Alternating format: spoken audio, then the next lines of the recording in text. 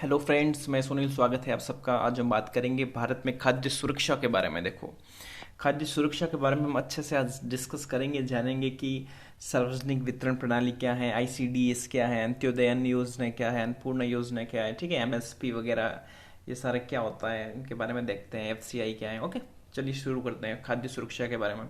देखिए, ध्यान रखना है सबसे पहले कि विश्व में जो है खाद्य शिखर सम्मेलन कब हुआ? 1995 में हुआ ये।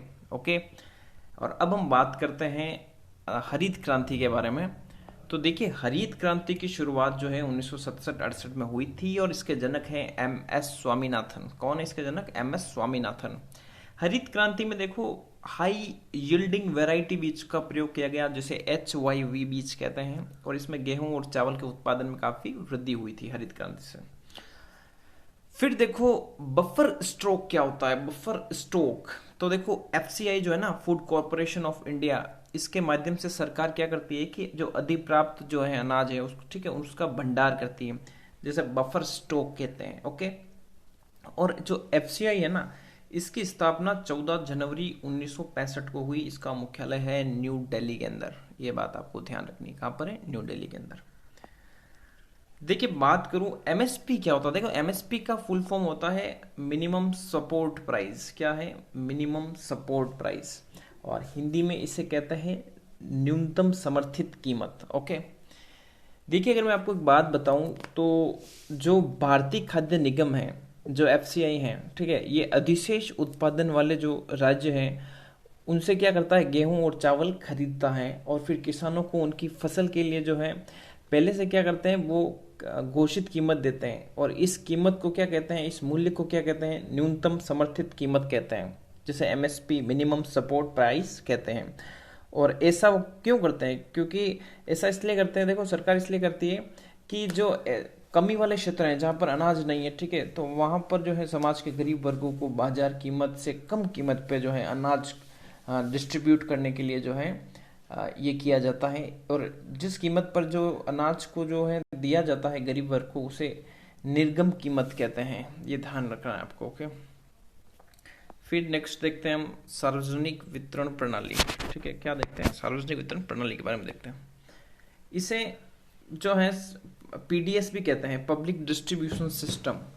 ओके, ध्यान रखना। देखो, जो एफसीआई है ना, फूड कॉरपोरेशन ऑफ इंडिया, ये अधिप्राप्त अनाज को सरकार जो है राशन दुकानों के माध्यम से, ठीक है, एफसीआई द्वारा जो अधिप्राप्त अनाज है वो क्या करती है? गवर्नमेंट राशन दुकानों के माध्यम से गरीब वर्गों तक पहुंचाती है। इसे ही सार्वजनिक वितरण प्रणाली या फिर पब्लिक डिस्ट्रीब्यूशन सिस्टम कहते हैं इसको। ठीक है, अब एक आईसीडीएस वर्ड आपने सुना होगा। ठीक है, ICDS, integrated child development services कहते हैं इसे, एकीकृत बाल विकास सेवाएं।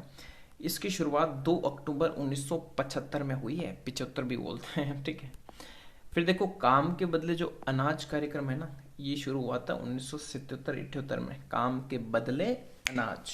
ओके, फिर देखो, नेक्स्ट बात करते हैं हम संशोधित सार्वजनिक वितरण प्रणाली। देखो, संशोधित सार्वजनिक वितरण प्रणाली है ना, ये 1992 की। कब की है? 1992 की। एक टीपीडीएस वर्ड सुना होगा आपने, टीपीडीएस, जिसे कहते हैं टारगेटेड पब्लिक डिस्ट्रीब्यूशन सिस्टम, लक्षित सार्वजनिक वितरण प्रणाली। इसकी शुरुआत वर्ष 1997 में हुई थी, 97 में। ओके, फिर देखो, हम देखते हैं अंत्योदय अन्न योजना। अंत्योदय अन्न योजना, ये 25 दिसंबर 2000 को इसकी शुरुआत हुई। ये गरीबों में भी सर्वाधिक जो गरीब होते हैं उनके लिए है अंत्योदय अन्न योजना। 25 दिसंबर 2000 को शुरुआत। फिर है अन्नपूर्णा योजना। ये जो अन्नपूर्णा योजना है, ये दीन वरिष्ठ नागरिकों के लिए है। ये 1 अप्रैल 2000 में इसकी शुरुआत हुई। अन्नपूर्णा की शुरुआत तो 1 अप्रैल 2000 में हुई है, और अंत्योदय की कब हुई थी? 25 दिसंबर 2000 को। फिर देखो, भारतीय खाद्य सुरक्षा एक्ट जो है ना, वो कब का है? तो 2013 का, भारतीय खाद्य सुरक्षा एक्ट 2013। फसई क्या है? FSSAI क्या है? तो इसका पूरा नाम है food safety and standard authority of India. Food safety and standard authority of India. इसकी स्थापना देखो, तो ये जो एक्ट था ना, खाद्य सुरक्षा और मानक एक्ट 2006, इसके तहत इसकी स्थापना हुई थी 5 सितंबर 2008 के अंदर। ठीक है, ये ध्यान रखना है आपको। तो ये था भारत के अंदर खाद्य सुरक्षा के बारे में कुछ डेटा जिनसे कि एग्जाम में प्रश्न बन सकते हैं। अगर आपको ये वीडियो अच्छा लगे तो उसको देखिए, शेयर करेंगे। कोई भी डाउट हो तो कमेंट करें और चैनल को सब्सक्राइब करना बिल्कुल ना भूलें। धन्यवाद।